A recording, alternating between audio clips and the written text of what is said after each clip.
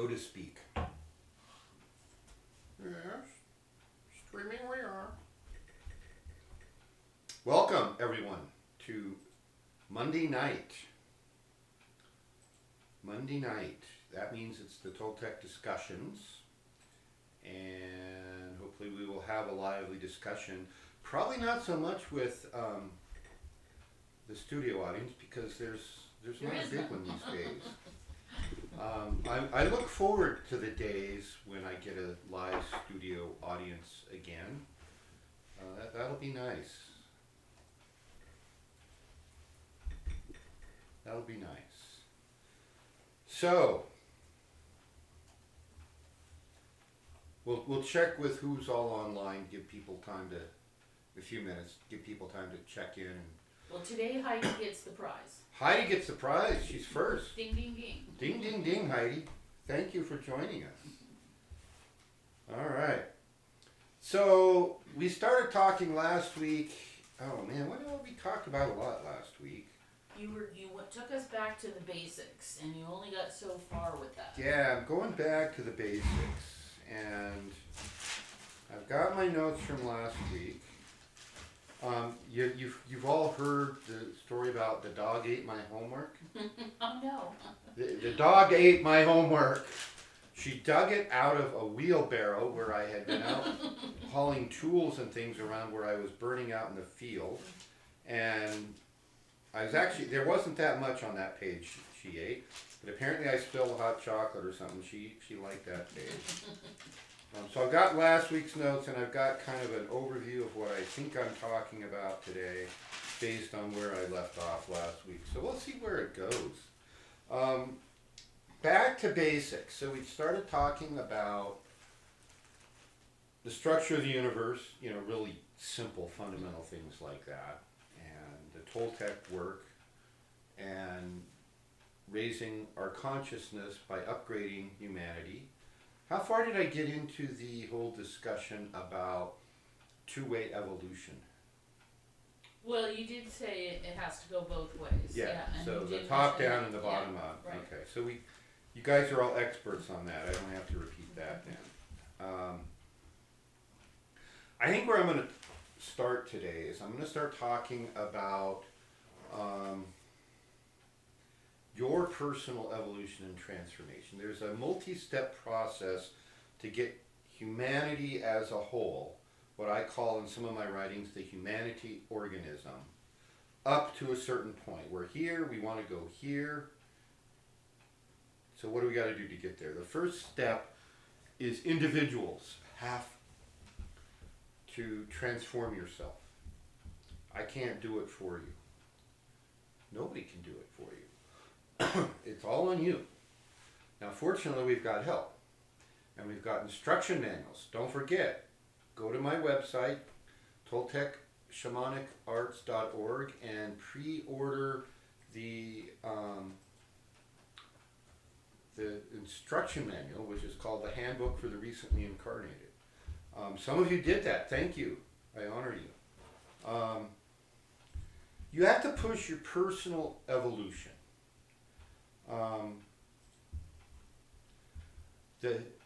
One of the subtle shifts, or not so subtle shifts, you could say I'm using the word subtle shift as kind of a tongue-in-cheek play on words, but one of the shifts that's required is the realization that high-level spiritual work is not a part-time job.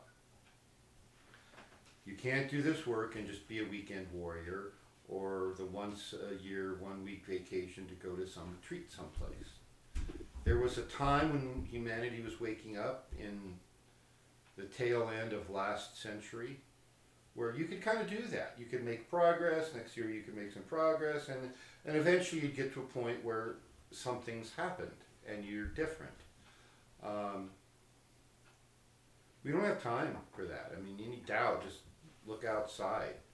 You're inside. You're not supposed to be outside.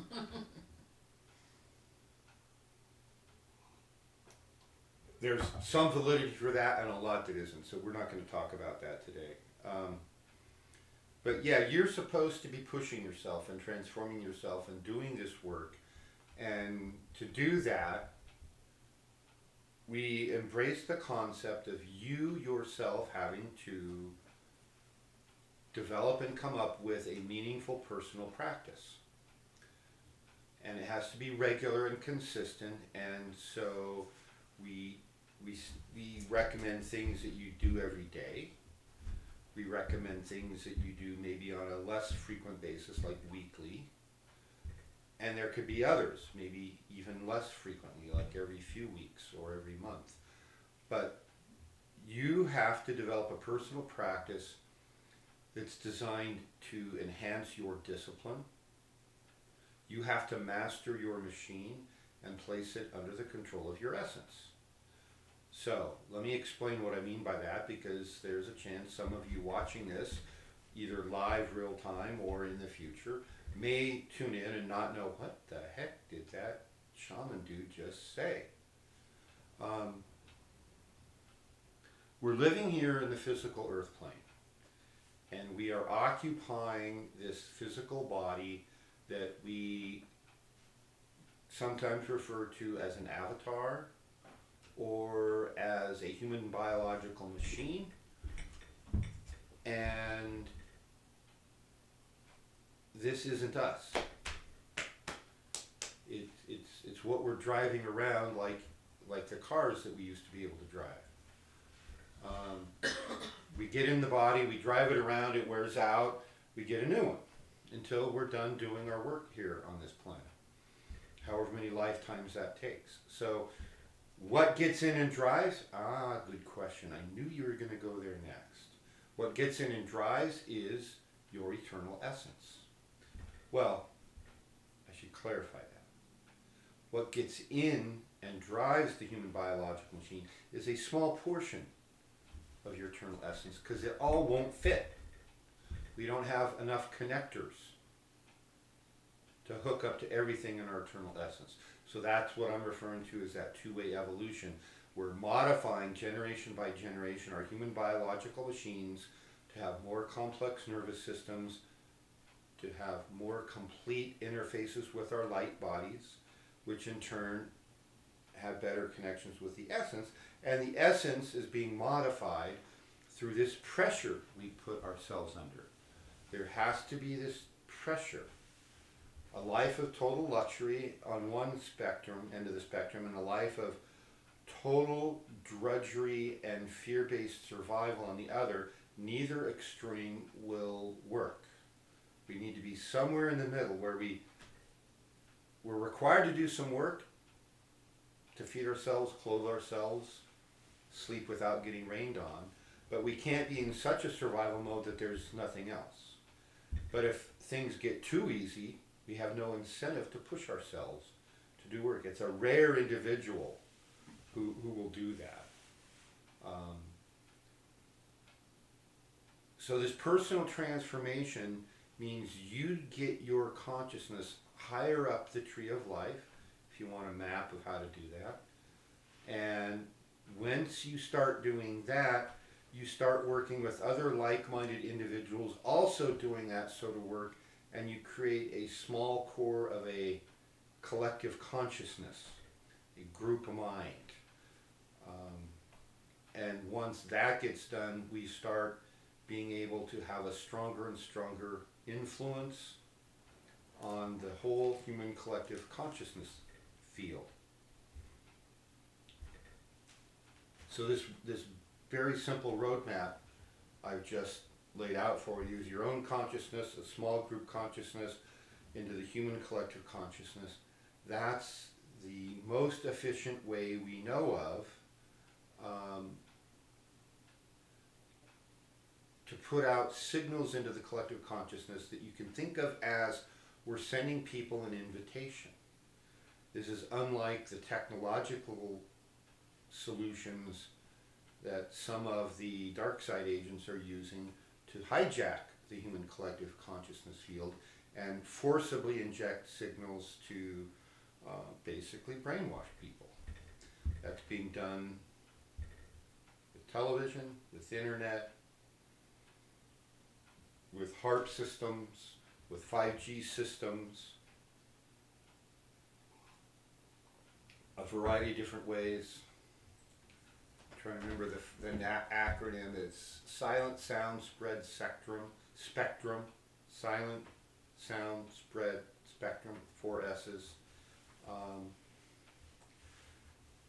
There's some evidence to suggest that that's how the U.S. military caused the Iraqi army to surrender en masse during the Kuwait War back. When was that? That was last century, wasn't it? Yeah, that was in the 90s somewhere. Early 90s, late 80s. Well, the First Gulf War, yeah.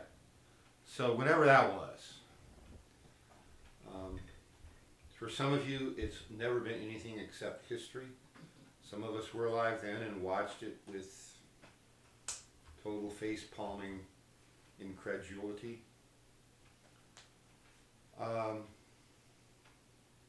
early 90s. Early 90s, okay. The possibility that that kind of technology is being used still on U.S. civilians still exists today. When whole groups of people suddenly change their mind and start doing something stupid, you got to wonder, is that happening? It's my opinion and my observation that one of the best defenses against any kind of brain control, mind control technologies is the Akadwa energy. Get the Akadwa energy, use it regularly, make it a part of you, and you're suddenly going to be a lot harder to influence in that way. There's something that will happen to you, well actually a lot of things, that will happen to you when you start working in this way. When you've raised your consciousness and you're starting to work as a group, which I think the Toltecs are one of the few major spiritual/philosophical systems that promote and teach group consciousness work. One of the things that will happen to you is you take your perspective to the higher planes. So one of the core fundamentals about the universe is, yeah, there's higher planes. The planes are separated from each other by frequency. So the same way that we don't necessarily see all the telephone signals, radio signals, television signals that are beaming through whatever space you're in right now, they're there. Right? We all have these microwave detectors that we carry around in our pocket and microwave generators that we use, and therefore we have deduced that the signals are there. And then sometimes we want the signals to be there, and they go, oh, no bars. Well, that's bad. Of course, mine's in airplane mode right now. That's why I have no bars.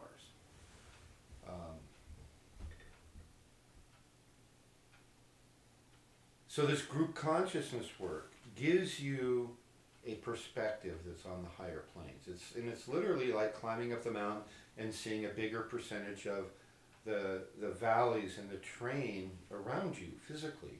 Is you start to see things from a different perspective, and you begin having those little aha moments, the little light bulbs going off, and you go, oh, that's what that author meant about that. And that will happen more and more frequently for you the more you do this work. So, who's online? Alright, Heidi was first. Yay, Heidi, ding, ding, ding. And then Dennis Brown. Dennis, welcome. Maria Bellotti. Maria, welcome, welcome. Violet Flame. Violet, welcome. Patricia. Patricia. George G. George G. Little Eagle. Little Eagle. Moadib. Wadib. And Jean Louise Green. Jean Louise Green. Well, I've got your stuff, Jean Louise. I really do. And so tomorrow, I promise, and you can send me all sorts of nasty text messages if I don't get you your stuff tomorrow, okay? You have my permission. It was a hectic weekend, what can I say? That's it? It looks like we have, well, we're fluctuating between 10 and 11 and maybe 12 people, so, There's a few maybe not yeah. signed in. So if, just a reminder to sign in if you'd like to make comments online. Yes, please do. And for anybody that's new, we appreciate it if you subscribe to our channel, because then we get higher ratings in search engines. And you know, if I'm online with one video and two people who subscribe to me, and even if somebody types in the search for exactly what I got, I get way down in the search results. The more people that subscribe, and of course I have more videos than one, then I get better results and more people find this information. So it seems like there was someone else. Well, Tyson and Sean both said they might be on. Okay, Tyson and Sean said they might be on. Okay, that's who I was thinking of. Well, hopefully they'll join us. It's early yet.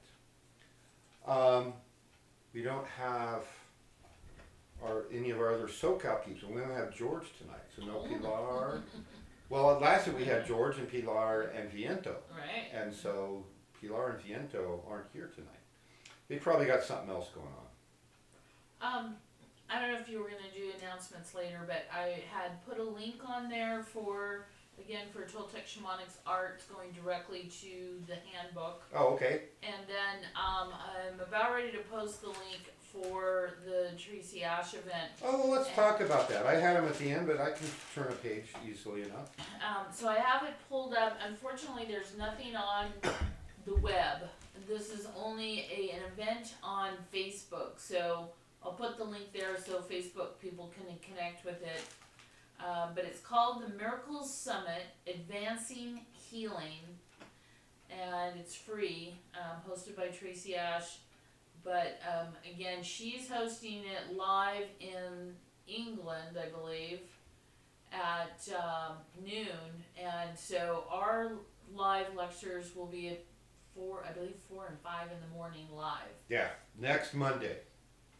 And we'll be posting links on our various Facebook accounts here over the next day or two. So I'm talking at 4 a.m. Which is okay, because I probably would have been up anyway. If it's like the average day. And Ori is at 5. And I'm talking something about consciousness and healing. So I'll let you know Monday what I'm talking about. But if you go to the event on Facebook, you can see the lineup of the speakers that day. And Tracy Ash is the one that hosted the, here, let me put it on me. Yeah. Where are we? Okay. So Tracy Ash is the person who hosted here in Mount Shasta the Avatars of the Earth event last fall. And she is an international figure who's basically doing things worldwide. And she has live, broadcasts all the time if you want to start following her. But this is a higher level agenda. This is looking at the much, much bigger picture, both spiritually and physically. And she speaks a lot about what she calls the false matrix, which is, I guess another way that we describe that is the negative programming that's going into the collective consciousness. And the hologram. I would also describe it as the hologram, so she calls it the false matrix, which language will resonate with a lot of people based on the movie The Matrix. Is that there is a level of reality that you've been trained to believe is true that isn't. This is a lot of our current paradigms are going to have to go away because they're not based in, let's say, physics, in the physics of what's really going on. So that's next Monday early in the morning if you're on the Pacific time. Those of you on Wisconsin time, it's going to be a reasonable hour for you, depending on what time you got to bed. Let's see, coming up Saturday, May 2nd, since we're going to do announcements, is from 10 to 12, I'm teaching a class on the vitriol A number of people from Southern California, Toltec, Acadua land, and Northern California, Toltec, Acadua land. You're all invited. The stipulation is you have to be a level 3. If you're a level 2 right now, we can get you to level 3 before May 2nd. Contact us. The vitriol is a technique based in Kriya Yoga that Coyote the Blind released 10 years ago, come June. And it's extremely transformative. It cleanses, tonifies, and strengthens your energetic structures. Creates higher links to your own higher states of consciousness and your higher bodies. And it's a way of jump-starting your transformation, which we're talking about. So that's coming up. The only other thing I'll say is both that vitriol class and these Toltec shamanic arts discussions are done by donation. We offer the teachings. We hope you find them meaningful, and if you appreciate them enough to make a donation, we thank you. Some of you do. Regularly, intermittently, we appreciate it all. And as I've said before, no donation is too large. So any initial questions online that anybody may have about last week's work, for example?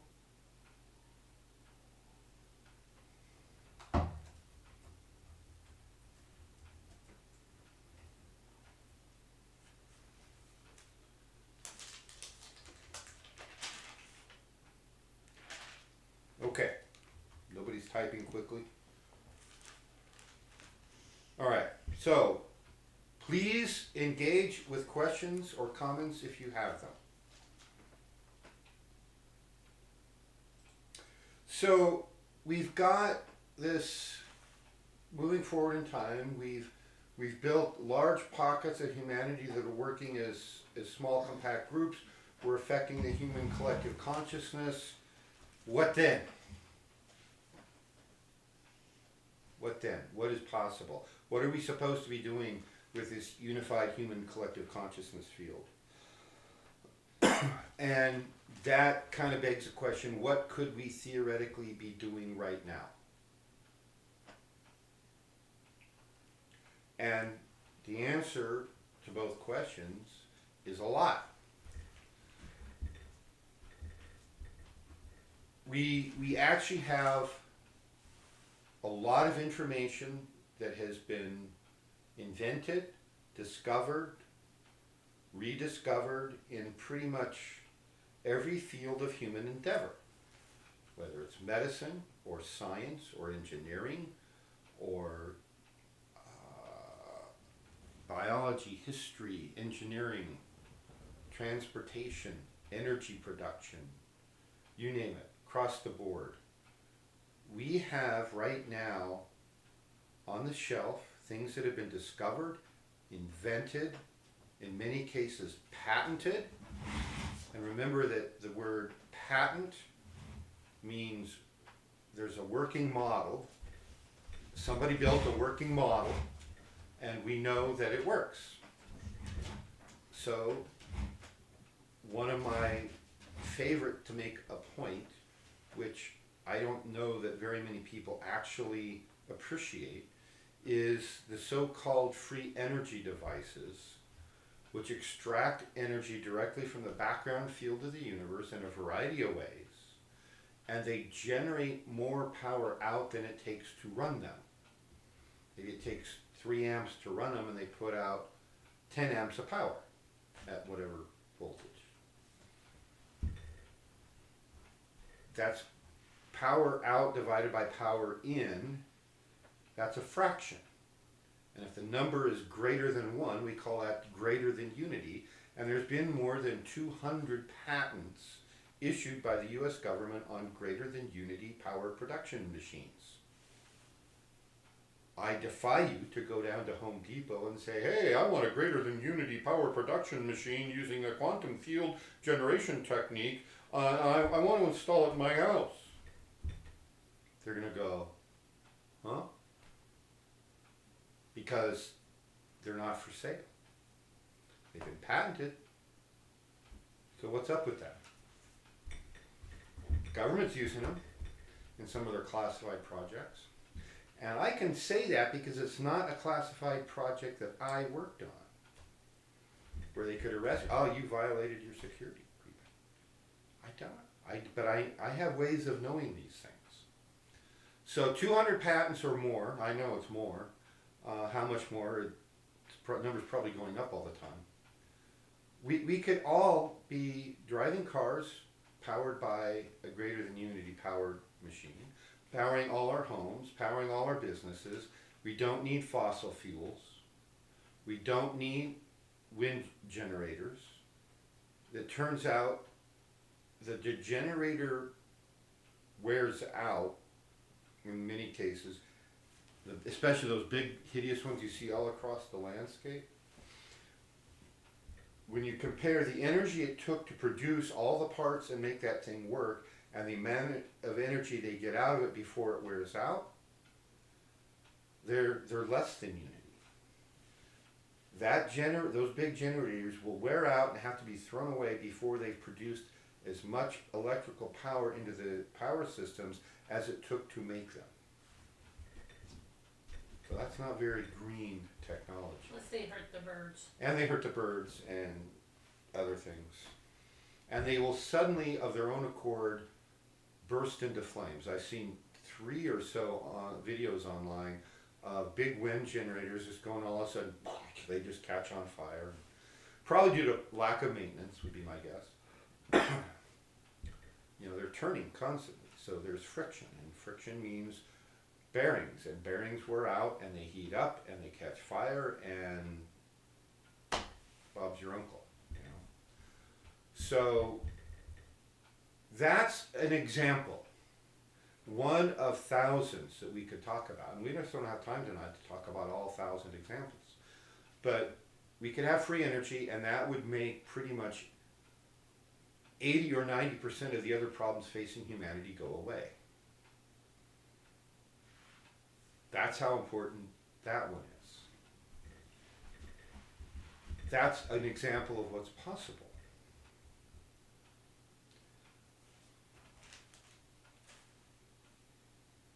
We have, I've been maintaining for, a really long time, 8 or 9 years now, a Facebook group called What We Know.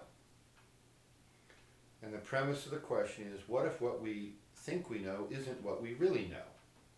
And it's a collection of things that I have found, and anybody who's a member of the group is free to post things they find there, and some of you do with great regularity, and some of you just kind of watch, and that's either is fine. And so whether it's history or archaeology or engineering or medicine or anything that's the information outside the mainstream.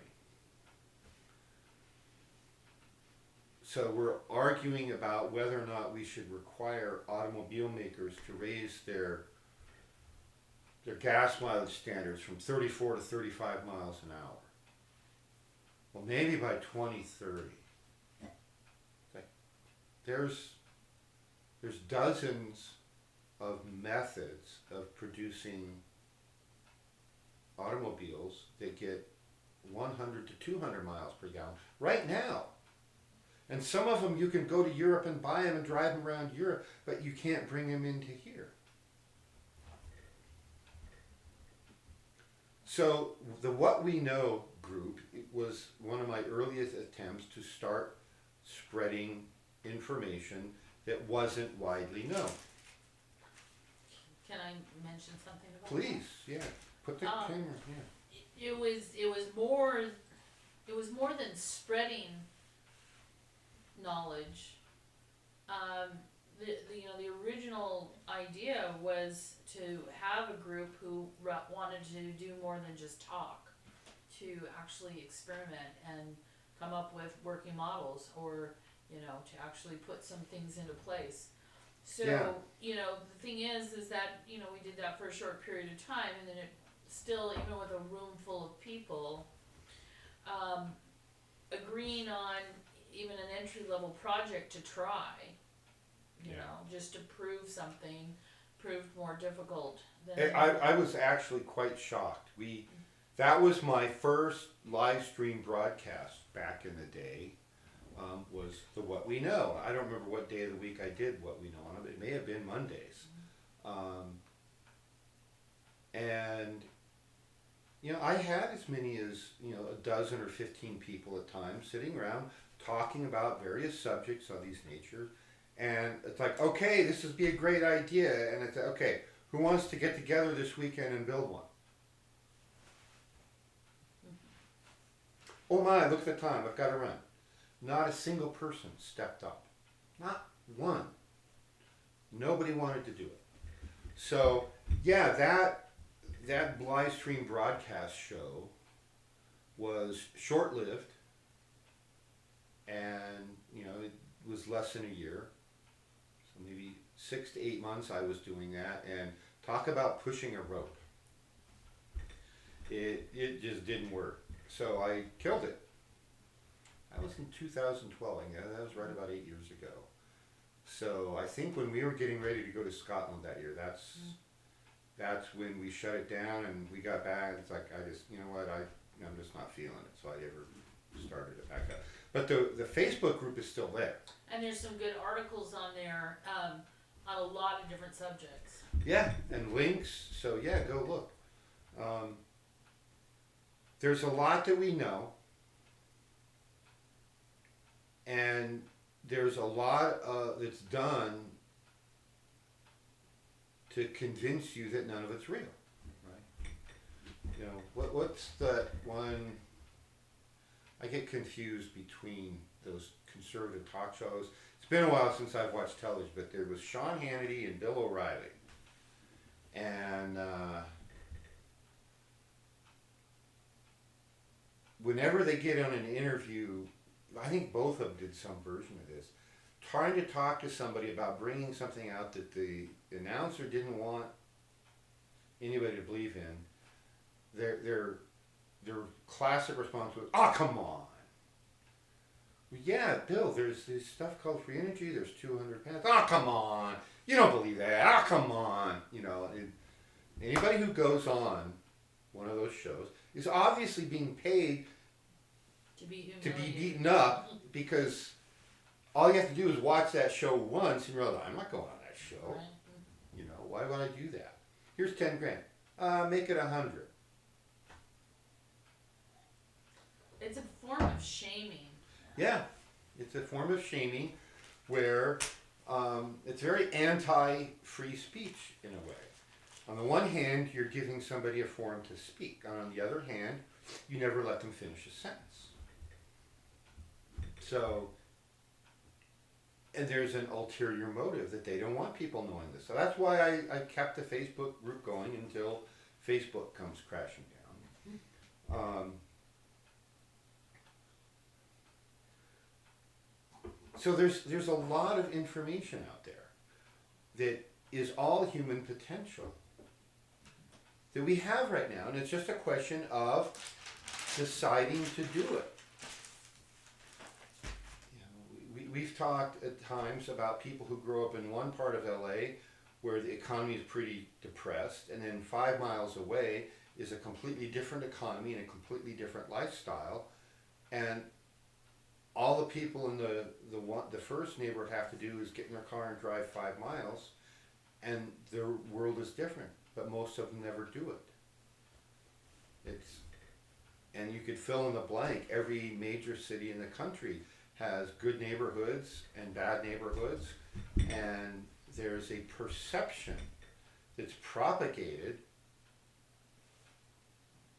by the entities that make a lot of money off maintaining the status quo, and we're up against that in our country right now. And the best way to neutralize that is through consciousness.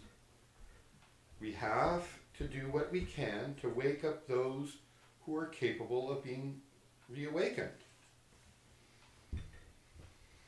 And not all of them are. I mean, Ori and I just watched the movie The Matrix recently, because it's been a few years since we've seen it. And it's a good reminder that Matrix 1, don't do 2 or 3, they get increasingly bad. I'm like gritting my teeth to see, because I hear they're making Matrix 4. Be kind of curious to see what happens in it. I'm not holding my breath that it'll be good. But you're talking about that from the standpoint of it being a work movie and something that is reflecting something that we are working with. Oh, well, yeah, thank you. If all you want is a gee whiz action film, sure, go watch Matrix 2 and Matrix 3. One of them's called Matrix Reloaded and the other called Matrix Revisited or something. They could have done a better job on those names. But yeah, I'm talking about a work movie that teaches valuable spiritual truths that could fall into the category of soft disclosure. Which the term soft disclosure, if you're unfamiliar with it, basically means telling the truth, but you avoid getting shot by pretending that it's fiction. So, oh shoot, I hope the CIA doesn't hear this and go get the Matrix people.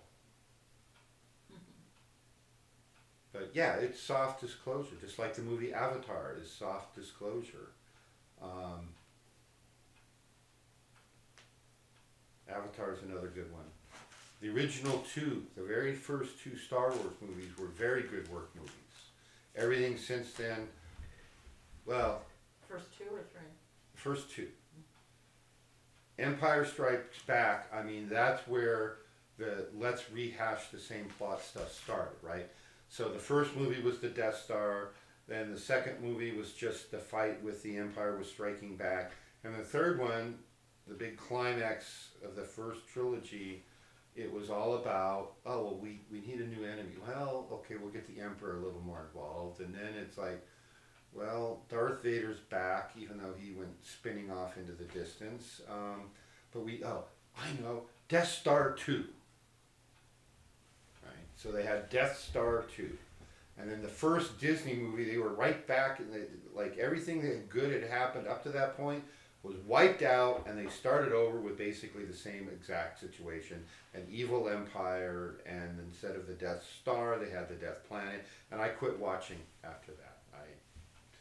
Disney killed it, in my opinion.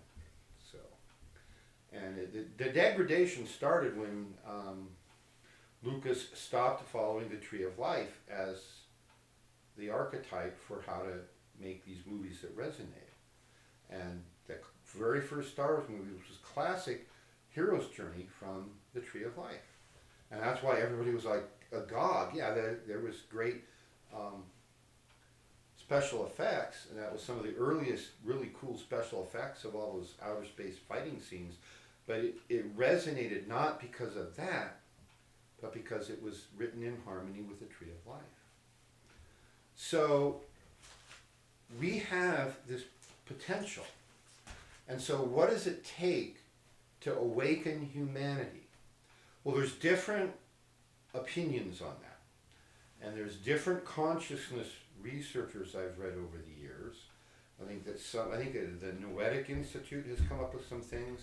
But the numbers vary between 1%, maybe up, the worst case I've seen is about 5% of a population is all that it takes. So if you can wake up that many people, you've got, who put that cohesive signal into the collective consciousness, then you've got a new paradigm.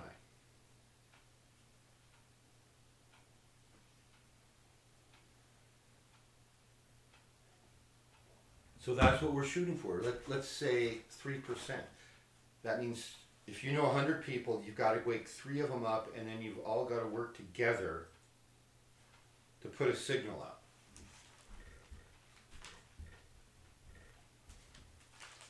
There's a lot of information in the ancient prophecies, whether it's the Hopis or any other Native Americans, or the ancient Celtic prophecies, the ancient Hebrew prophecies, the Australian Aboriginal prophecies. They talk about this time of change that we're in, and they talk about the next state of humanity that we can achieve. And it's sort of like a long mathematical proof. If any of you have ever had a physics or math teacher, start with a couple equations over here, and over here is another equation that doesn't look anything like these. And he says, it can be shown that this results in this. And what's missing is about 20 pages of a hairy mathematical proof. And when you get into upper division physics classes, by the way, just so you know, your homework or your midterm is go fill in the blank. So from here to here, there's some chaotic stuff that happens. And to get from where humanity is right now up to this desired golden age, or the kingdom of God, or the new earth, or whatever we're going to call the new better state that's been prophesied, some chaotic stuff is going to happen. And if you haven't looked out your window lately, it's happening now. We're into the chaos. Winston Churchill had a quote in World War II.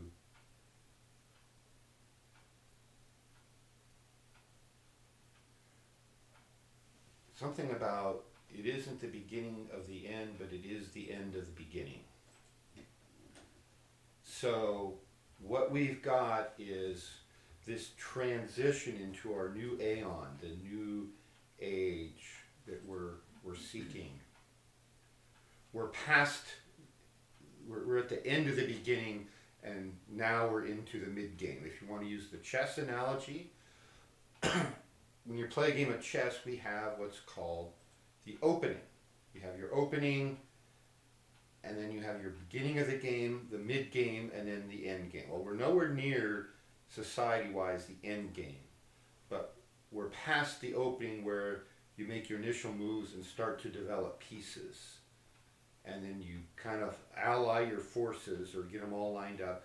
And then you get into the mid-game where you're trying to capture material and position yourself to get ready to checkmate your opponent's king.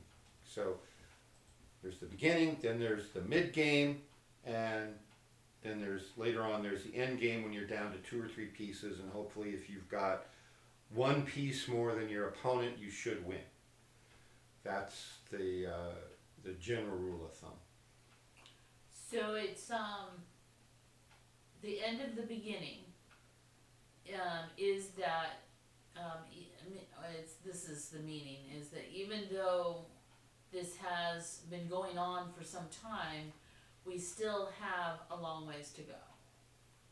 Yes, that's a good analysis, but we're past the beginning. We no longer have to wonder if this time of transition, or as the Hopis call it, the time of purification, we don't have to wonder if it started. It has started, the game is on. Okay, we are getting into the mid-game, which can go a long time, depending on a lot of factors, and the main factor that will determine how long it goes, as the Hopis say, and how bad it gets, depends on how many people are willing to wake up and realize that the old world that we were living in isn't for our benefit. It's for the benefit of a few, not the many. So it seems like you're talking about this could go on for quite a while, but I mean, are you talking about the pandemic, or are you talking about this transition phase? Because from my knowledge of the prophecies, I would say that this is the beginning of the end of this last dispensation, which is necessary in order to get through that before we can really see all the impact that we can make on the future, and or that we reach this next stage of evolution. So in other words, it doesn't seem like we're that far away from the end of that. I guess I would say all of the above, because yeah, the old world is crashing down and it needs, certain aspects of it need to, but not all of them. And the people who are doing the crashing are pretty indiscriminate right now. So I'm not just referring to the pandemic. No, I'm looking at the pandemic, whether it's artificially created, how much of it is real, how much of it isn't. That would be a good, interesting discussion sometime. I think it's a lot less real than we realize. But that's a symptom of the times we're in. It's there. I consider that as we move into, if you want to call this time of transition the end times, as the Christian prophecies, the Judeo-Christian prophecies call it, or just a time of transition or purification, which is more of what the Hopis call it. We're into the beginning of that period. And if you want to call this period the end of the last 2 to 3 aeons, where an aeon is about 2,000 years, 2,160 and change to be exact, or to be closer, then sure, this is the end of that. But we're into the beginning of the time of purification. We're past the opening moves. So we're in it. So this is no longer theoretical prophecy about the future. We have begun this We process. have begun this time of transition. That's what the way I am describing it. Hopefully you can fit that in with whatever background you have.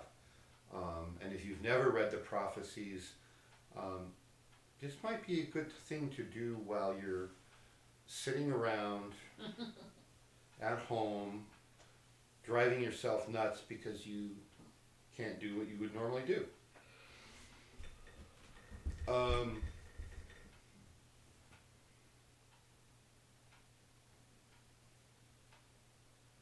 So we're in this time of transition. There is a lot that's possible right now. This is one of my messages, is that I have been seeking to find ways of waking people up to embrace these kind of things pretty much my entire adult life. I remember being somewhere in my early to mid-20s. So that's a while ago. And I was working at Kennedy Space Center in Florida. And when you're working at a space center and getting ready to launch things on rockets, then you're working with a lot of different things that if you do something wrong, they could explode and blow up. And they could take out people, they could take out buildings, they could take out rockets that you launch. And during the time I worked there, I saw all of that. I saw buildings blow up, I saw rockets blow up, I saw satellites get blown up, I saw people get blown up. And to protect that and minimize the risk while you're testing something on the ground or when you're loading fuel in a rocket, you put the thing, a long ways away, where a long ways might be anywhere from 1 to 5 miles. And everybody else is in a control room and everything's handled by remote control. And so you've got your test article that's a big pile of explosives basically. You've got your control room, and then you've got your ground station that's communicating with, this is all pre-launch testing, getting ready for a mission. And so when you're doing a formal test procedure and you get in the middle of it and you realize, shoot, this isn't working, we have to change our procedure. There was a requirement you had to get everybody involved to formally sign off on the written copy and say, yes, we agree, this is a change we need to make. And so anytime you had a deviation from a procedure that way, somebody literally had to get in a car and take the copy over to building 1 and building 2 and building 3, and the official in charge would sign it. And then they would bring it back, and your quality control engineer would, yep, okay, it's all signed. Now you get to go. And so your test article's powered up, your network is powered up, people are waiting all over the world in some cases. We might have had 3, 4 ground stations up, And so you're waiting. Waiting at $100,000 an hour, $200,000 an hour cost for somebody to drive around and take these deviations to all the base buildings on the base where somebody had to sign it. So here I am, fat, dumb, and stupid, actually skinny, dumb, and stupid, right out of college, didn't know squat. And I raise my hand and would say, why don't we put a fax machine in each building? And we just send a fax and they sign it and they fax it back. Dead silence. No, we can't do that. I worked there a little over 4 years. And I'd say the last 2.5 to 3 years I was there, I was trying to push the rope to get approval to put fax machines in each of the places to save that dead time from an hour, let's say, at $100,000 an hour, to 2 or 3 minutes. By just putting in, it was like, at that time, in early 1980s dollars, maybe $1,000 for a fax machine and the lines. So it was like 10 grand, let's say, to put 5 fax machines in. While we waste $100,000 an hour every time we change the procedure. So one mission, you process 20 procedure changes, you'd have paid for every fax machine you'd ever want. I never got fax machines in the whole time I worked there. I left. 2 or 3 years later, I was back down at the base, launching something I had built at my new company. And hey, you guys ever get those fax machines? Yeah, we just got them in. More than 5 years of wasted money just to put fax machines. They finally got them in. They did. It was incredible. So that's the kind of resistance that I've seen over my life.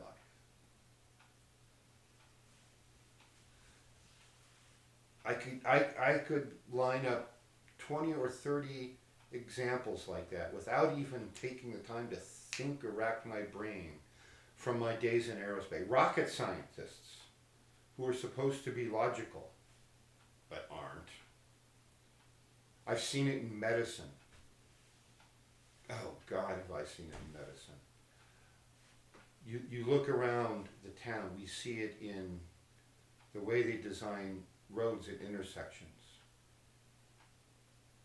You could be right across the street from where you're trying to get to, but you can't get there because you have to loop and loop and loop and go around and one-way turns and left-hand turn lanes that aren't marked, and an hour later you get across the street to where you want to go. The Reading Post Office. The Reading, California Post Office. Where you have to go through a mini mart to get in there.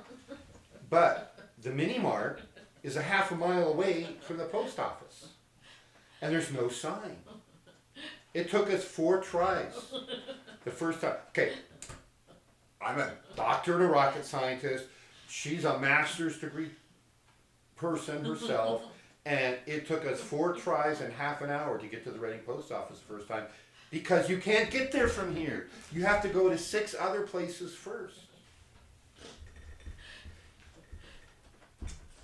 So that's the level of thinking we are trying to transcend for those in humanity that are willing to be transcended, who are willing to just, let's say, what if?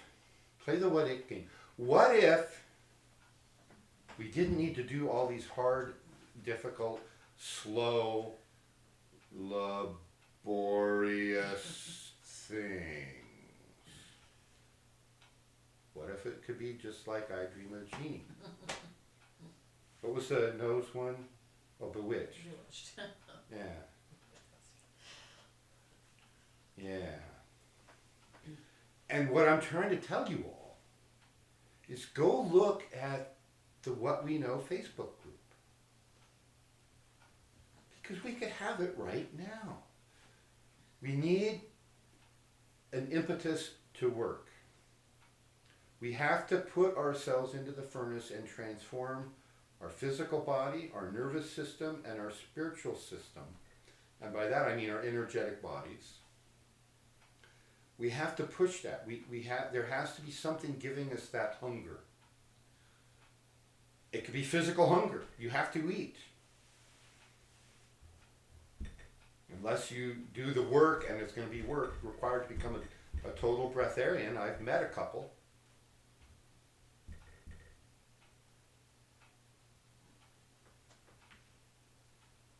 But you have to eat. That should be an incentive.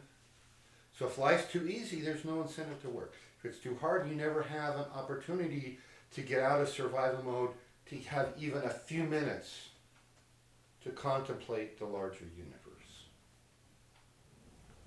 and your place in it and what you're supposed to be doing here.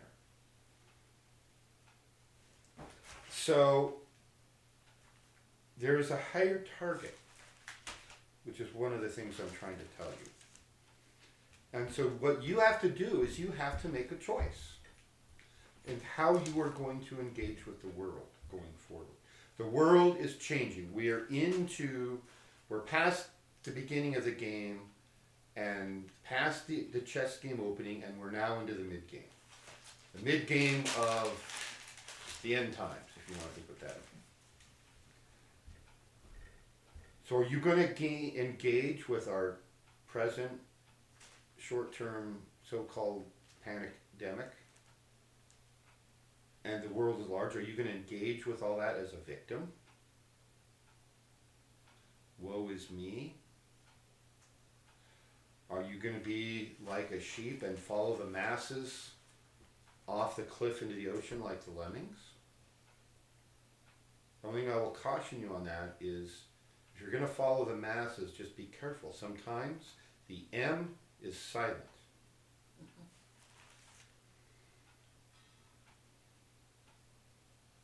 Or are you going to use this as the ultimate wake-up call and engage with the world now and henceforth and forevermore? Engage with the world in a way that you seek and find and accomplish your true will for yourself and humanity. See, I just briefly alluded tonight to the humanity organism. If you read my book, Heal Your Life, Heal the World, in, I think it's in the mental and emotional chapter, it might be the spiritual chapter, I refer to the humanity organism as if each individual human is a cell in a larger organism. And where in our physical bodies a muscle cell has its true will, a nerve cell has its true will, a liver cell has its true will, and so on. Each cell type and each individual cell has a job it's supposed to be doing. Well, each individual human being in our humanity organism has a job that we are supposed to be doing. Likewise, whereas each of our individual cells has a job, and if everything's working right, all the cells that are supposed to be talking to each other are talking to each other and working together into a happy, healthy, harmonious organism. The same way, the humanity organism has its own true will. Humanity is supposed to be doing something.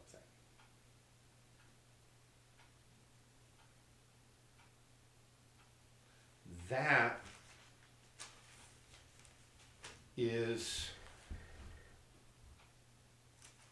what we should be striving for.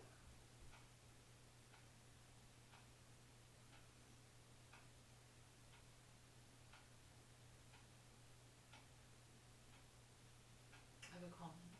Comment.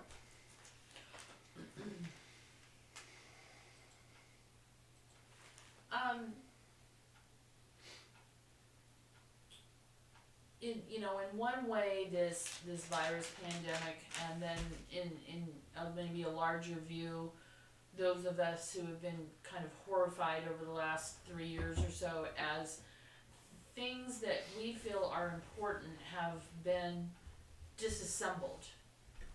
And let's just talk about the EPA for a second. So for example, you know, if you lived in LA in the 60s, you would know that the smog was worse then than it is now because of regulations that were put into place. But at the same time, it just seems like civilization has become very complicated. And, you know, the flip side of that with the EPA is, you know, I had a couple acres in southern Utah, which was basically just a dry piece of land that you couldn't build on because of the prairie dogs that were being protected. And I can assure you that there's no shortage of prairie dogs in southern Utah. So that's the kind of level of complexity that our culture has evolved to. And in one way, when we talk about things like on what we know, or you know, the free energy things, and I mean, even in your book, one of your suggestions to all of this was, why don't we just start working from home? Anybody that can work from home, start working from home. You get all those cars off the freeway, and you know, it's gonna make a lot of things better. So in one way, I think we need to welcome this opportunity to reshape our world. And you know, anyone who's pacing around waiting for things to go back to the way they were really needs to take a good look at, is that what we want to go back to? And all of these things like our true will, or these projects that we've been working on as a school that we would like to see things changed in our world, actually are closer to be able to happen now than they were 2 years ago, when it's like, well, how do you implement this? How do you get everybody on board to believe this is a good thing? How do you undo, you know, the complicated red tape in order to allow this to happen? You know, there's so much bureaucracy that we will never, you know, be able to sit down and work this out the way that it was. Right. The situation, the way it was, made a lot of those things impossible. And yeah, the Environmental Protection Agency, unfortunately, is one of those agencies that we really have no constitutional right to even have. The Constitution is very clear on the federal government gets to do this and everything else belongs to the states. Pollution crosses state boundaries. The clouds of pollution in the water or in the air, they didn't read the map. They don't know there's a line there, right? So maybe that falls then under interstate commerce, which is in the Constitution. So there's something that needs to be as a happy medium. Yeah, I remember being on vacation in Los Angeles in 1969. And we were staying with some friends, one of my dad's college buddies, in Thousand Oaks. And we drove to Disneyland, which was, you get on the 101, which at the time, I don't even know if it was a freeway, and then at some point we were on freeways, right through downtown LA to Anaheim, and through the worst smog imaginable. I think our whole family got sick from that. You couldn't see across the freeway, right? If we were in the southbound lanes, you couldn't see the other side of the freeway across the northbound lanes. You just couldn't. So what we have with some of the regulations on emissions and things like that is an improvement. But then again, prairie dogs, really? Yeah. Yeah, right, would be my response. Is like,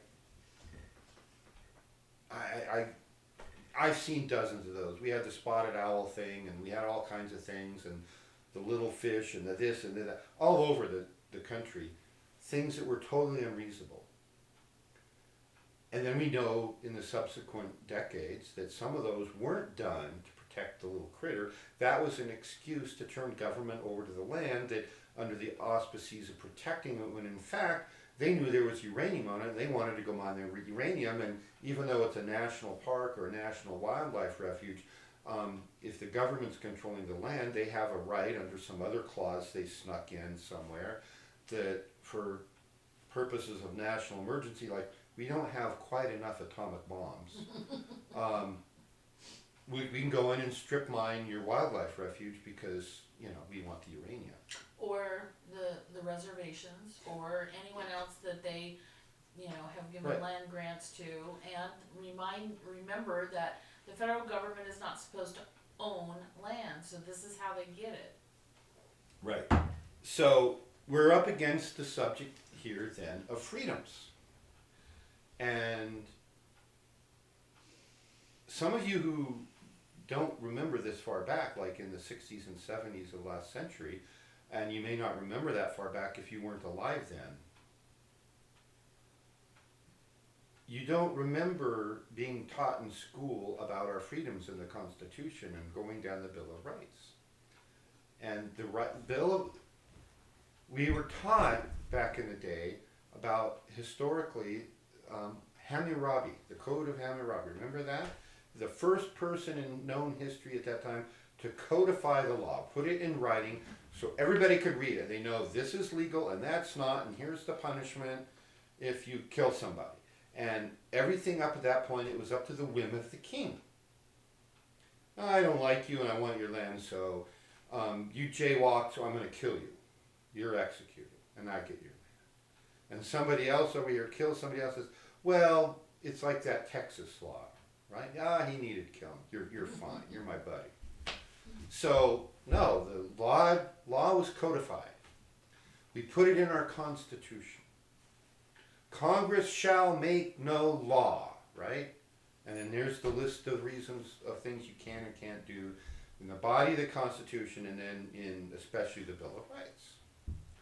And then they make a law that is a total violation. I had a meme go by today. There's like 3 or 4 came through right in a row, and that's like, you know what, I'm putting these out. Because it's all about freedom and constitutions. And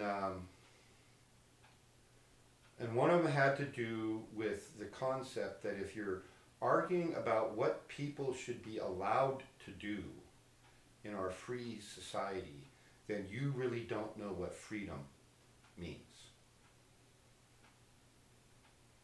Because what should be allowed in a free society is anything that doesn't harm somebody else.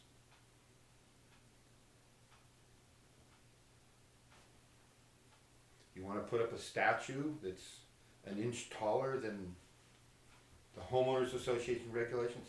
Free culture, it's like I can put up whatever statue I want on property that I own. I can paint my house whatever color I want, and so forth. Arguing about what it really means to do social distancing. Quarantines are supposed to isolate sick people to protect everybody else. The concept that less than 1% of the population has a disease, so we're going to lock everybody up? There's nothing in the Constitution that gives the right to the government to mandate that. We're fighting the wrong fight, people. So this issue of freedom is important because the freedoms that are being eroded are including our spiritual life, our religions.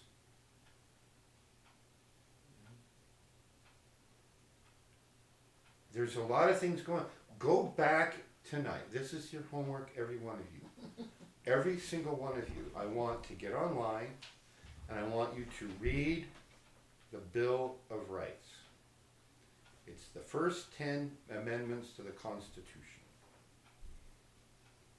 And I would add, if you have nothing better to do, to read the Declaration of Independence and see if that doesn't apply right now. Well, I would have said go read the entire Declaration of Independence and read the entire Constitution. Right? They're not that long. No.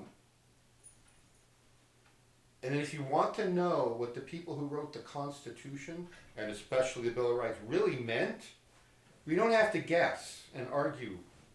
We know because they wrote it, and it was written down in a collection of documents called the Federalist Papers. So if you really want to get into constitutional rights, the Federalist Papers is a good edition. I've downloaded the entire collection. There's a number of websites out there where you can just download the whole thing. I think it was PDFs as the Federalist Papers. They're written by several of the framers of the Constitution. There's a handful. I can't remember all their names off the top of my head, but that explains why they wrote it the way they did and what they really meant. And yeah, we really want the people to have the right to keep and bear arms up to and including everything the federal government has. You should be able to go back to, we should be able to go back to the days when we could mail order fully automatic machine guns. I wouldn't go there. I would.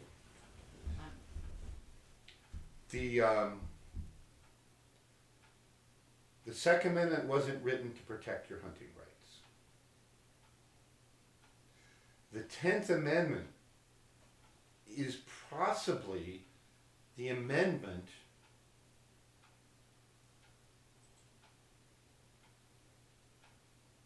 that is most abused.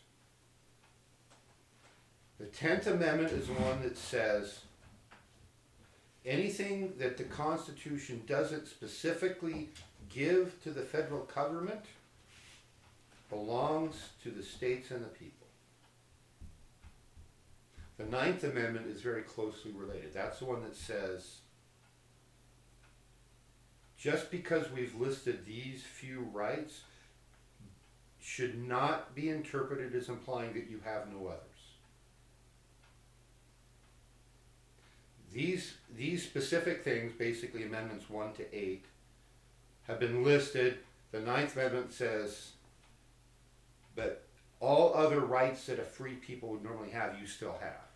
But we are trying to guarantee the ones that have been most abused in known human history at that time. So, First Amendment is religion, the right to peaceably assemble, the right to free speech, the right to the press. You can say, you can print anything. Now, if you lie about somebody and they experience damage, you can be held accountable in civil law. You don't get to lie. But you have a right to say what you want. And my right to say what I want and your right to say what you want can't be stopped because somebody else might be offended. Peaceably assemble. That one is under attack right now as we speak. Religion. Oh, sorry, churches. They've shut pretty much all the churches down. I don't know of any churches anywhere that are meeting. There's a church someplace where they said, we'll meet in our cars in our parking lot. And they started giving people $500 tickets.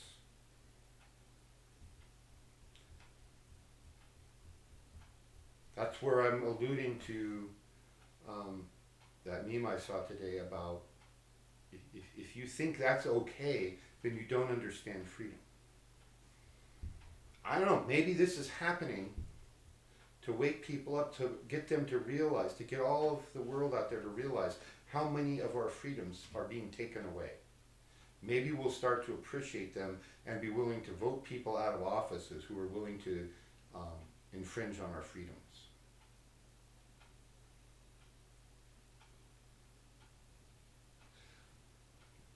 When we start doing this group consciousness work, it's important to realize that we have to put out a coherent signal. We have to agree that, yeah, we think destroying the environment is a bad thing. People have a right to free speech. People have a right to be free as long as they don't harm anyone else. And that all can be equated to our true will, too. Right. And that's the thing that you've mentioned true will, and I don't know how many people have a deeper understanding of what you mean by that, but, it Let's talk seems- about that. Seems like it's a similar concept. The when I say true will, think of that as being spelled with capital letters. Capital T for true, capital W for will. When we agreed to incarnate on earth, to come here and experience a lifetime, this lifetime, we agreed to do a job. We have a mission we're on. It's a secret undercover mission that's so secret we can't tell you what it is, and it's only revealed to us step by step. It's the same way we play a chess game. We don't tell all the pieces on the board the plan. You know, the pawns, the rooks, the knights, the bishops. We don't tell them where they're going in 4 moves, because they might start whispering to the pawn next to them, and the other colored pawn across the board might hear, right? Oh, they're coming over here, I better move over here. No, that's me as the essential self moving these avatar pieces, and that's my opponent as their essential self, who has to look at the clues on the board and figure out, what is he thinking? What is she thinking? Why did she move that out there? That's a stupid move. Oh, but if I move and capture it, I expose my king. Okay, I'm not going to fall for that.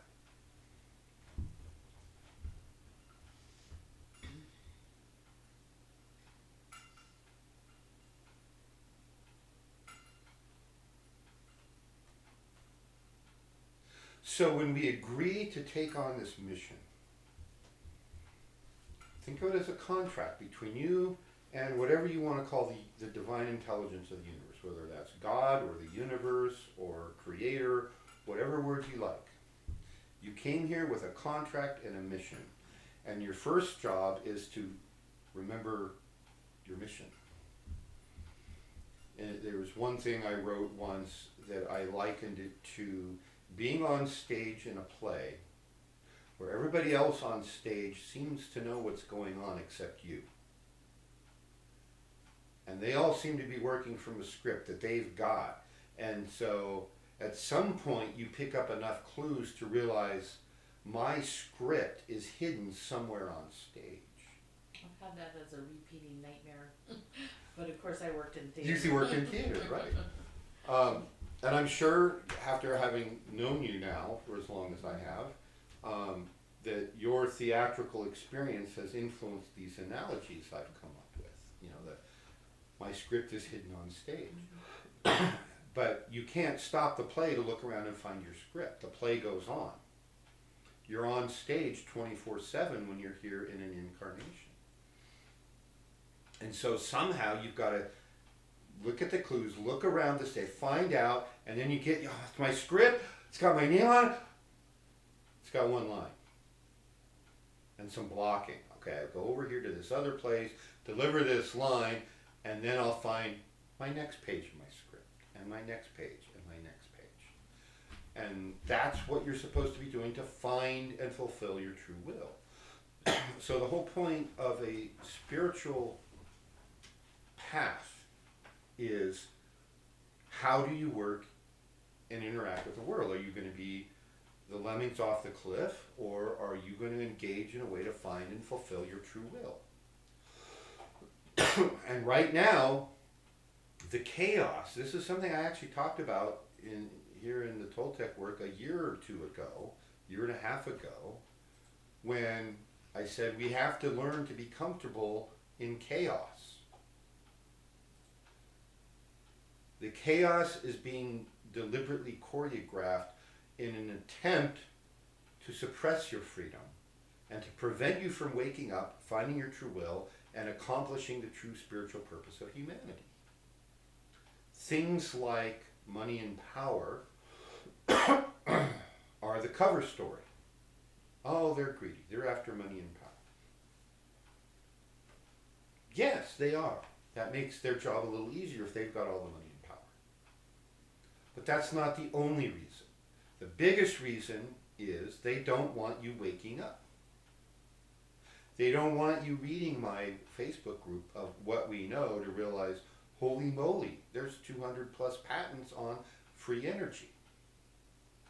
Why aren't I able to go down to Home Depot and get a free energy generator that probably wouldn't be much bigger than the washer and dryer you have in your laundry room and power my whole house forever? No more power bills. That's what's capable, right? So that's the level of awakening they don't want you to experience.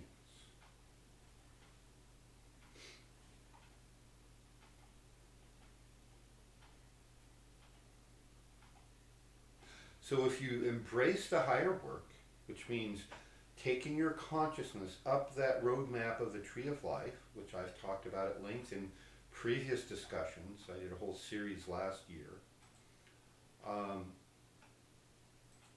It's on the YouTube channel under a playlist called In Quest of Self.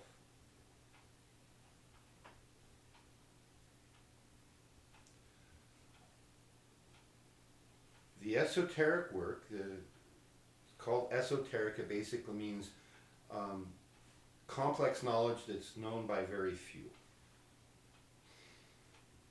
It's not widely known. So this is the kind of knowledge that's been held by the mystery schools and the esoteric schools. It's held by the Toltec lineage. It's held by others. This work is difficult. I'll be first in line to tell you that. It's also rewarding, and it's also required for a critical mass of humanity to engage in that work. And this work is not for everyone. We still need people doing what's called not the vertical path work, but the horizontal path work. We need people helping other people. So most of what passes for spiritual work, be kind to others, feed the unfortunate, and help them, which we all started with and we all continue to do in addition to doing the vertical work. But we need people doing that horizontal work. It's a valued, important part of humanity to help our fellow humans. And that may be where your path lies. I don't know. You have to figure that out.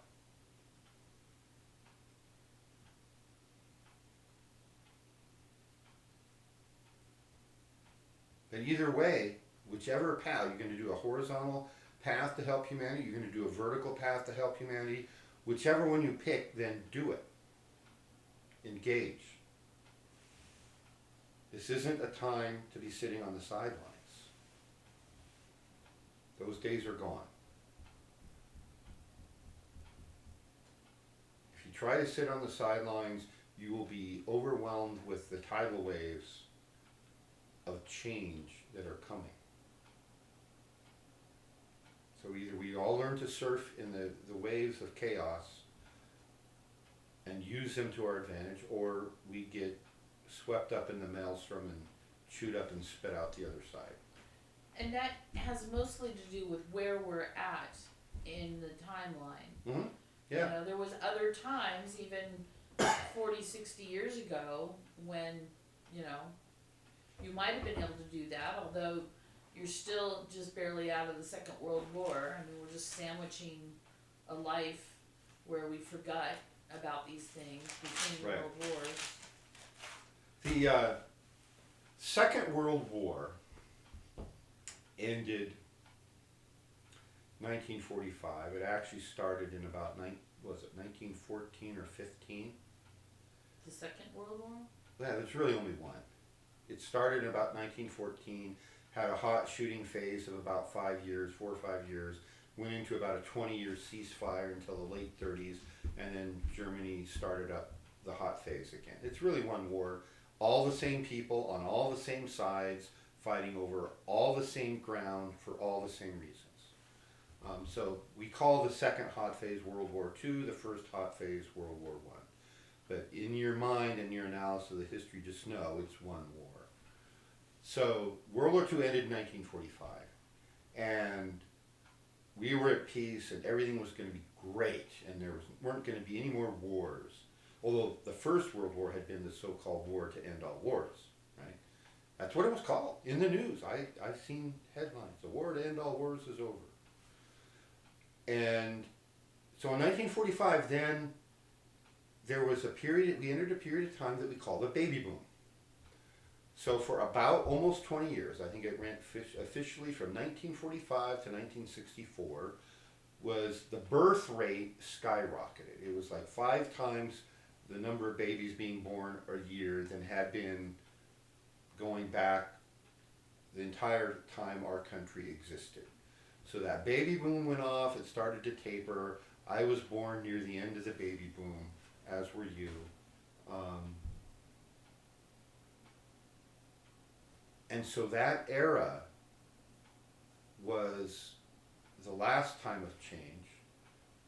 World War II was the great social divide in this country. We went from being 85% rural and living on farms in this country before World War II to now, after World War II, it's 85% urban slash suburban. And only 15% of the people living rurally, on farms or in rural areas. And everything shifted. Our food production shifted. Education shifted. Everything. Transportation had to shift. And so that era, that time frame was very different. Of course, World War II was not the war to end all wars. That was the war where the power brokers figured out how much profit there really was in war. And they go, oh my gosh, there's billions to be made here. And so just a few years later, they manufactured the Korean War. And then the Korean War had its ceasefire, and then we manufactured the Vietnam War. And, since then there's been a steady stream of conflicts, right? Then there we had the Cold War. It wasn't a hot shooting war. It was all the jockeying about who's got the most nuclear weapons and how we put them out on the map, so that if the Soviets attack here, they know that we'll nuke them. And we had better nukes at that point. So it was the Cold War that went on from really the 50s up until the late 1980s. And then it just fell apart. And I think we need to remember that, how quickly things can change. right. Both for the good and for the bad, So when we look at Ori and I and anybody born in the baby boom era, our entire life, we watched the US and the Soviet Union butting heads. I think my first grade, when I was in first grade, was the last time I caught the tail end of the drills to hide under the desk in case there's an atomic attack. I mean, all that did was give people a distraction.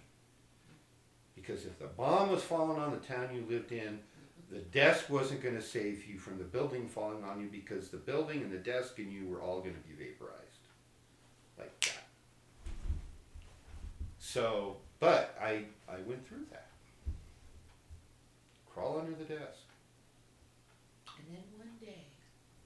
And then one day, I'm watching news. And I was back still in the era when I was working in aerospace. I worked mostly on communication satellites and NASA scientific research satellites, but I did work on a few others for certain customers who shall remain nameless, meaning secret stuff. And so we were right there in the middle of the aerospace / military industrial complex. And one day, the protests started in Berlin. I wasn't following political movements in Berlin. I didn't realize this had been brewing for a while. And we didn't have the internet. Yeah, this was before the internet. This is how old this was. You got whatever the corporate overlords decided to show you on the evening news, and that was it. and in the newspapers. Do they even make newspapers anymore? I don't know. So, within a week from the start of the protest, the Berlin Wall fell. Not the whole thing, but the guards pulled back, and the crowds climbed up on the wall, and they smashed down the concertina wire on top, and they were hitting it with sledgehammers. There was a short-lived economic boom as people were selling pieces of the Berlin Wall. I never did find one, an authentic piece. And then anybody who ever watched Tiananmen Square, when the freedom protests happened in Beijing and the tanks rolled in and just mowed down their own citizens, that's what we were all expecting. Right? We were expecting the Soviets, yet again, to send in the tanks and machine guns and mow everybody down. Only it didn't happen. And the Berlin Wall fell, and Germany, East and West Germany, reunited into one country. And it was like almost virtually overnight. You know, I was in my late 30s at the time. And like that, my whole life, I had grown up under the threat of nuclear war, and overnight it was gone. That's how fast a collective consciousness shift can happen. That's what we need to remember today. Well, the other one, and you know, it's just a different juxtaposition of the same kind of idea, is like the legalization of cannabis. Now, it's still not federally legal, but it's showing state rights to go ahead and do what they want, you know, what they choose, and nobody saw that coming. If you grew up in the age of just say no to drugs, or you know, the DARE drug program or whatever, to ever think that it would have been legalized and without, you know, a whole lot of protests or anything, it just happened overnight. Now, I still am suspicious about that and what the motivation was for allowing it, but still. Yeah. So, agreeing on the good things that we would like to see in an ideal society is something that's been discussed for centuries. The whole concept of a utopia. What was that Renaissance era author who created that name? Utopia? Yeah, there was a book called Utopia. Oh. It's about an idealized, theoretical, hypothetical, perfect society. In the Toltec traditions, we refer to the historical past where we followed on this continent a practice called Toltec-a-Yotl. Toltec-a-Yotl is a system of a philosophy of how to integrate and run a harmonious culture. And that's going to be one of my next books. I'm getting the handbook out, and then that'll probably be my next major book. Even before the physics book I've been trying to write for 8 years. Thomas More. Thomas More. That's it. Thank you for looking that up real quick. Thomas More. Go read that if you never have. That would be an interesting read again. In the novel 1984 by George Orwell, they took the attacks on freedom to such an extent that they controlled your thought, or tried to. The number one crime they had was called thought crime. And there was a branch of law enforcement called the thought police. And you could, in theory, think whatever you want.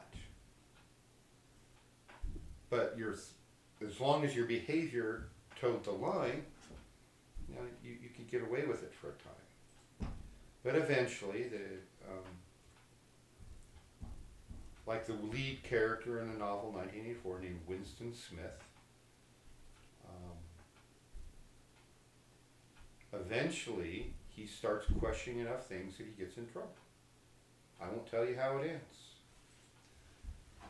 I assigned that as additional homework a couple years ago. I don't know if anybody ever went and read it, for the students in the school.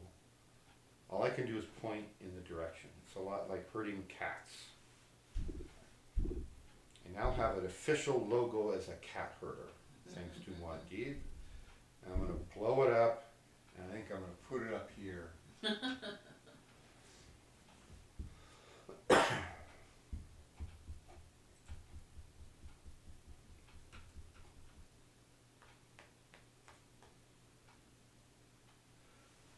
So, any questions about how you choose to engage with this time that we're in, the time of transition, of purification, the beginning of the end times?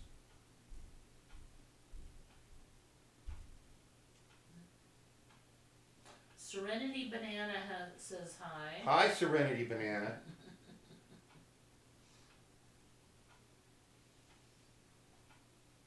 Was Will on tonight? I didn't see Will. Will's not. Heidi said something about John Updike. I don't know what that was in relationship to. John Updike. That name sounds really familiar. I should probably know that name. He's probably a philosopher of some ilk. Well, he's a writer and a poet.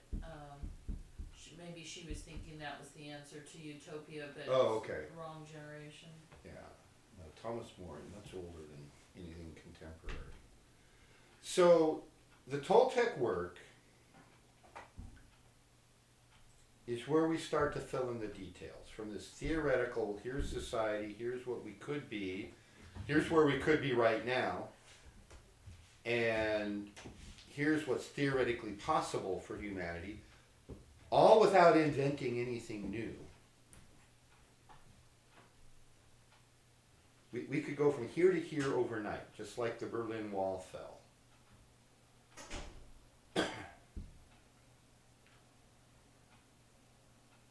When we do that,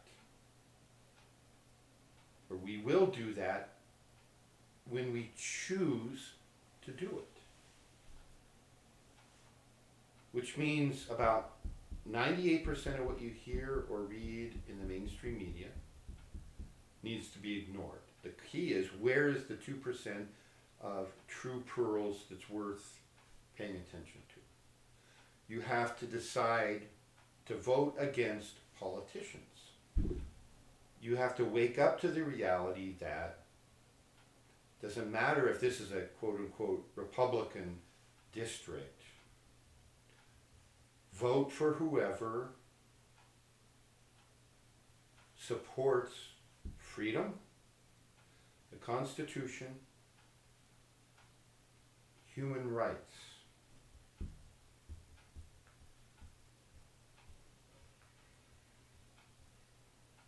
Most of the political issues that we argue out are temporary. Freedom and the constitutional rights, human rights, those are long term. Arguing about emission standards on automobiles that are like 4 generations obsolete is a very short-term, irrelevant issue. Vote for politicians who will allow us to implement the free energy levitating hovercrafts. Don't worry about gas mileage. And really, our officials locally and in our state are the ones that are serving in the Congress and Senate, and so in some ways that's where we need to focus our effort. But vote, do something, make a decision.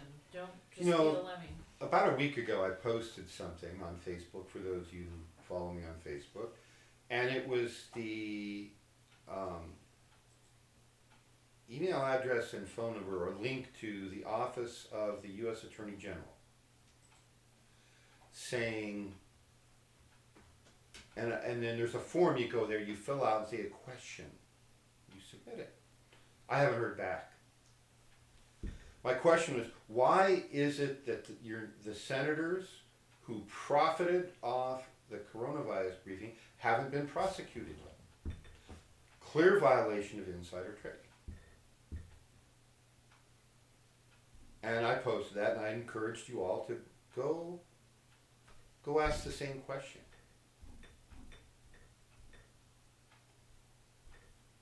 That's the kind of work we have to start doing. You know, if I lived close enough to Washington that it was practical, I'd get a group of, you know, a few million people to go have a march on Washington and say, what's vibrating? You Oh, me? smacking your feet on the ground? Oh, okay. You sure that's not a train going by or an earthquake? Well, I could have confused my husband's foot stomping with earthquakes and trains, but I'm pretty sure it's you. Okay. But yeah, get involved. Pick an issue that you find meaningful, and the ones that I find most meaningful are the ones that have to do with our freedom. Life, liberty, and pursuit of happiness, I think it's called in one of our founding documents. Your other piece of homework is to decide which document that phrase is in. Say it again. Life, liberty, and the pursuit of happiness. Which document it's in? Yeah. That's homework. There's only a few founding documents for our country.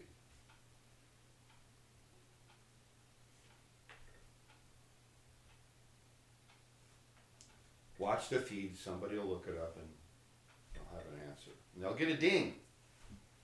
That'll be a triple ding if you get that before we log off. And we're getting close to logging off.